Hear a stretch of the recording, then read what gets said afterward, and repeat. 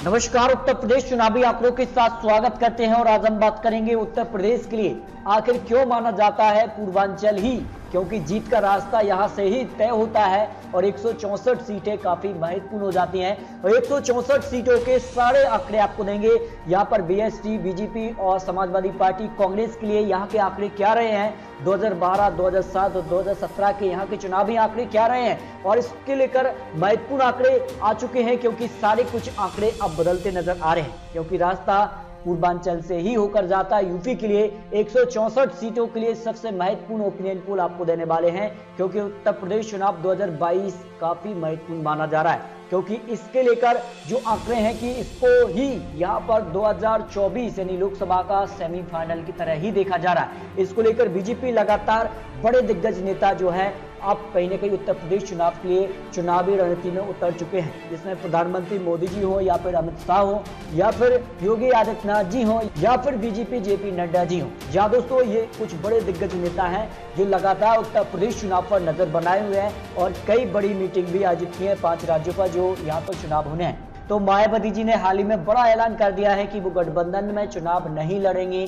अपने दम पर चुनाव लड़ने वाले हैं। तो कांग्रेस प्रियंका गांधी ने भी इस बार कहीं न कहीं पुराने जो यहाँ पर आंकड़े हैं उस दम पर उत्तर प्रदेश में अपनी सरकार बनाने के आंकड़े तक पहुंच पाएंगे या नहीं, इसको लेकर 4 बड़ी पार्टियों का चुनावी गणित पूर्वांचल को लेकर क्या कुछ है यहाँ पर निकल कर आ रहा है 2022 को लेकर अगर बात करें तो अखिलेश यादव अब कहीं ना कहीं चुनावी मैदान में उतर चुके हैं और अब जो माहौल बन चुका है उत्तर प्रदेश में, क्या अखिलेश यादव के माहौल में ढल पाएंगे वोटर्स, इसको लेकर वोटर्स के मन की बात भी आपको दिखाने वाले हैं।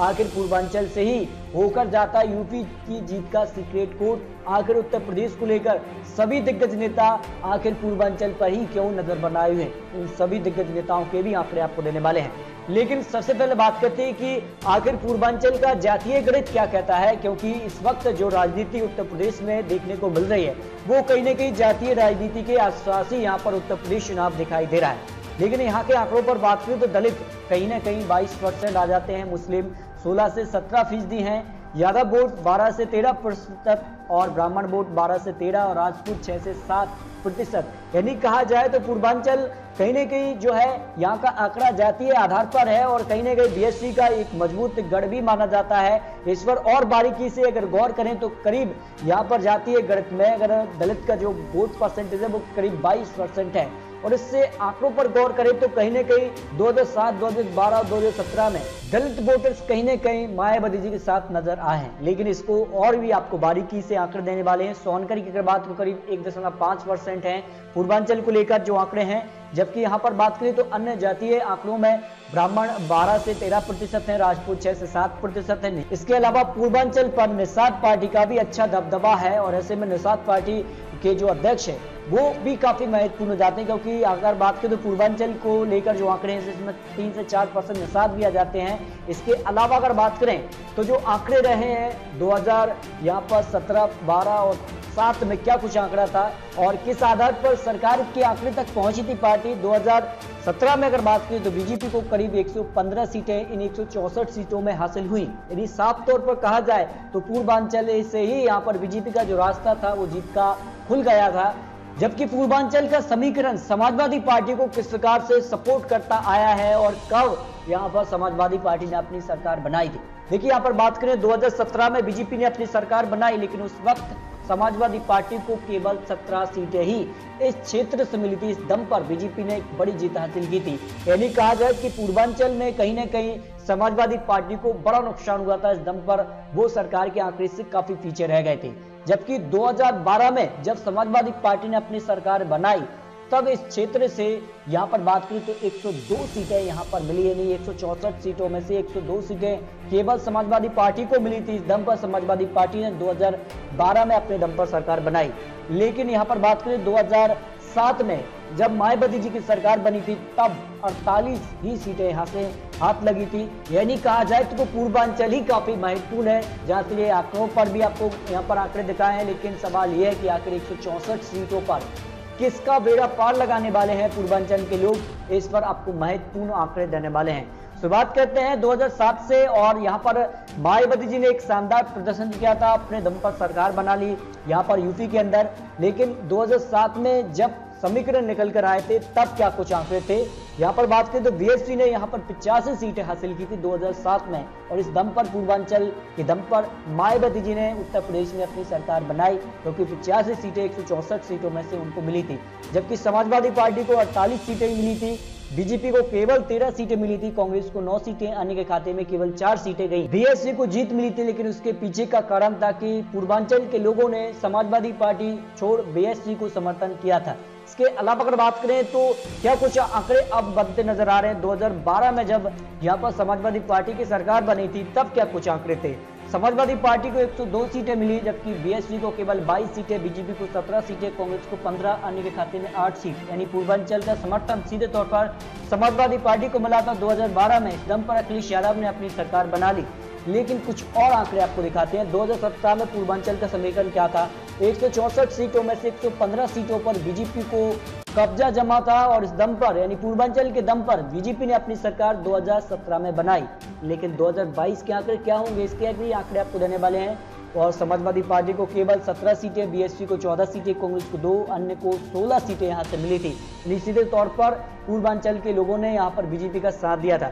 लेकिन अब क्या कुछ आंकड़े, क्योंकि उत्तर प्रदेश में अब काफी हलचल है। ऐसे में सवाल ये उठता है कि आखिर मुस्लिम वोट बैंक अब कहां जाने वाला है, क्योंकि 16 से 17% मुस्लिम वोटर्स भी आते हैं।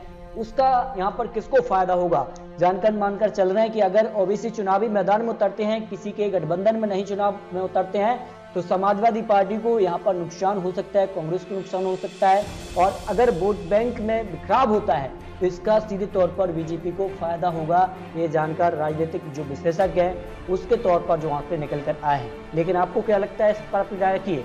लेकिन ये भी सवाल है कि आखिर चुनाव जीतने के लिए अखिलेश यादव का प्लान क्या हो सकता है 2022 चुनाव के लिए। इस पर देखिए आपको आंकड़े दिखाते हैं कि सरकार के खिलाफ एंटी इनकम्बेंसी जो फैक्टर है उसका यहाँ पर फायदा उठाना चाहेंगे अखिलेश यादव।